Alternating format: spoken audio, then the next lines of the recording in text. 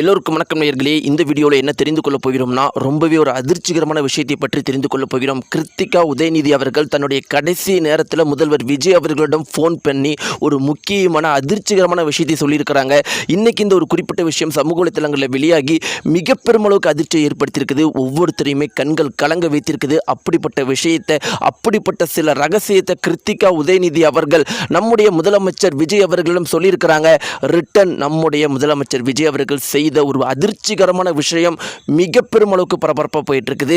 கிருத்திகா உதயநிதி மற்றும் அவங்க தன்னுடைய கடைசி நேரத்தில் முதல்வர் விஜய் அவர்களிடம் என்ன சொன்னாங்க, அந்த அதிர்ச்சிகரமான விஷயம் என்ன, மற்றும் முதலமைச்சர் விஜய் அவர்கள் பண்ண அந்த பயங்கரமான காரியம் என்ன அப்படிங்கிறதை பற்றியும் நம்ம தெரிந்துக்கலாம். வாங்க வீடியோக்குள்ள போகலாம். நீங்கள் நம்முடைய சேனலுக்கு புதியவராக இருந்தால் மறக்காம சப்ஸ்கிரைப் பண்ணுங்க. நேயர்களே, இன்றைக்கி ஒட்டுமொத்த தமிழகம் முழுக்கவே என்ன தாம்பா பரபரப்பாக போயிட்டுருக்கு அப்படின்னா, ஒரே ஒரு விஷயம்தான் மிக பெரும் அளவுக்கு பரபரப்பாக போயிட்டுருக்குது. அது உதயநிதி அவங்களுடைய அரெஸ்ட்டு. இதற்காக உதயநிதி அவர்கள் அரெஸ்ட் பண்ணப்பட்டார்.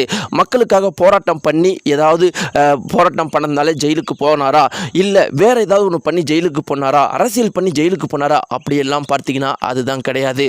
ஒரு பொது மேடை அப்படின்னு கூட பார்க்காம த்ரிஷாவை பற்றி ரொம்பவே தரக்குறைவாக பேசின வார்த்தைகள் தான் இன்றைக்கி ஒவ்வொருத்தரையுமே அதிர்ச்சி அடைய வச்சு இருக்குது. இத்தனை நாள் திமுகவுக்கு ஆதரவளித்த பெண்கள் கூட இன்னைக்கு என்ன பேசிட்டு இருக்காங்க அப்படின்னு பார்த்தீங்கன்னா, 1000 இருந்தாலும் இப்படிப்பட்ட ஒரு வார்த்தையை பெண்ணை பார்த்து எப்படி ஒரு பொது மேடையில் நீங்கள் பேசுகிறீங்க, உங்களுக்கெல்லாம் பெண்கள் மேலே கொஞ்சமாவது மதிப்பு இருக்குதா அப்படிங்கிற மாதிரி தான் எல்லாருடைய கருத்தாகவும் இருக்குது. இப்படி இருக்கிறப்ப அவரை அரெஸ்ட் பண்ணுறதுக்காக அவருடைய வீட்டுக்கு போகிறாங்க. அங்கே முன்னாடி அவருடைய மனைவியும் சில அரசியல்வாதிகளும் இருக்கிறாங்க. அவங்க மனைவி என்ன சொல்கிறாங்க அப்படின்னு பார்த்தீங்கன்னா, அவர் இப்போ ரெஸ்ட் ரூமில் இருக்கிறாரு, கொஞ்ச நேரம் டைம் கொடுங்க அப்படின்லாம் கேட்குறாங்க. ஆனால் போலீஸு விட்டா அப்படியா, இல்லை நாங்கள் அரெஸ்ட் பண்ணி தான் ஆகணும் அப்படின்னு சொல்லி அவர் அரெஸ்ட் பண்ணிட்டு போயிட்டாங்க. இது குறித்து சவுக்கு சங்கர் என்ன சொல்லியிருந்தார்னா, ஆக்சுவலாக ஏடிஎம்கே ஆட்சிக்கு வந்திருந்தா கூட இதெல்லாம் நடந்திருக்கிறதுக்கு வாய்ப்பே கிடையாது. உதயநிதி அரெஸ்ட் அப்படிங்கிறது நடந்திருக்கவே இருக்காது. ஏன்னா இவங்கெல்லாம் கூட்டு கலவானீங்க. இன்றைக்கி நான் சந்தோஷப்படுறேன் தாவேக்காவுடைய ஆட்சியை பார்த்து, ஏன்னா இப்படிப்பட்ட ஒரு சம்பவத்தை பண்ணியிருக்கிறாங்க அப்படின்னு. 1000 தான் இருந்தாலும் பாத்ரூம்குள்ளேயே வச்சு அரெஸ்ட் பண்ணதெல்லாம் ஒரு வேறு லெவல் சம்பவம் அப்படின்னு சவுக்கு சங்கர் அவர்கள் இதை பற்றி இதற்குனே ஒரு தனி வீடியோ போட்டிருப்பார். பாத்ரூமில் அரெஸ்ட் பண்ணதை பற்றி ஒரு வீடியோ போட்டிருப்பார். 1000 இருந்தாலும் கிருத்திகா உதயநிதி அவங்களுடைய மனைவி, அவங்களுக்கு இந்த ஒரு குறிப்பிட்ட விஷயம் மிக பெரும் அளவுக்கு மன உளைச்சலை ஏற்படுத்தியிருக்குது.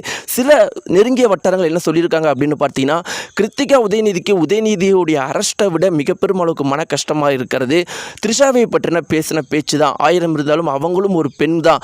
அவங்களே முதல்ல இதுக்கு சண்டை போட்டுருக்கிறாங்களாம். என்னதான் இருந்தாலும் இப்படிப்பட்ட ஒரு பேச்சை நீங்கள் பேசக்கூடாது, ஒரு பெண்ணை பற்றுன்னு பேசியிருக்கிறாங்களாம்.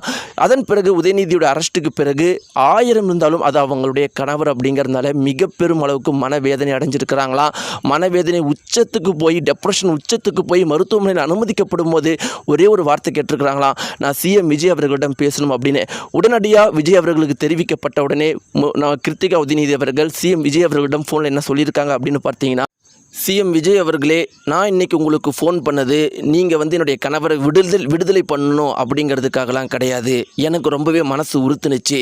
நானும் ஒரு பெண்ணாக என்னுடைய கணவர் பேசுனதை என்னாலேயே ஏற்றுக்கொள்ள முடியாது. ரொம்பவே மிகப்பெரிய அளவுக்கு தவறான விஷயம்.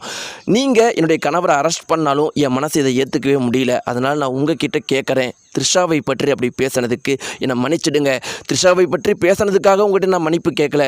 பெண்ணை பற்றி, எந்த பெண்ணை பற்றி பேசியிருந்தாலும் அது தவறு தான். அதனால் நான் உங்கள்கிட்ட மன்னிப்பு கேட்டுக்கிறேன் அப்படின்னு சொல்லிட்டு முதல்வர் விஜய் அவர்களிடம் அவங்க சொன்ன உடனே அதற்கு சிஎம் விஜய் அவர்கள் என்ன சொல்லியிருக்காங்க அப்படின்னு பார்த்தீங்கன்னா, இந்த அரெஸ்ட் அப்படிங்கிறது முழுக்க அவர் பெண்ணை பற்றி பேசுனதுக்காகத்தான். நான் பெண்களை எந்த அளவுக்கு மதிக்கிறேன் அப்படிங்கிறது உங்களுக்கு தெரியும் அப்படின்னு நினைக்கிறேன். இப்போ எனக்கு உங்கள் மேலே எப்பயுமே உங்கள் மேலே மரியாதை இருக்குது. நீங்கள் இன்றைக்கி ஃபோன் பண்ணி பெண்களுக்காக எனக்கு மன்னிப்பு கேட்டோம், என்கிட்ட மன்னிப்பு கேட்ட உடனே உங்கள் மேலே இருக்கிற மதிப்பு எனக்கு இன்னும் அதிகமாகிடுச்சு. நான் உங்கள்கிட்ட தலைவணங்குறேன் அப்படின்னு சொல்லியிருக்கிறாங்களாம். இந்த ஒரு குறிப்பிட்ட விஷயம், இந்த குறிப்பிட்ட ஆடியோ சம்மந்தப்பட்ட தகவல் மிக பெரும் அளவுக்கு வைரலாக போயிட்டுருக்கு. நேயர்களே, இதை பற்றி நீங்கள் என்ன நினைக்கிறீங்க? உங்களுடைய கருத்துக்களை மறக்காமல் கீழே கமெண்ட் தெரிவிங்க. நன்றி.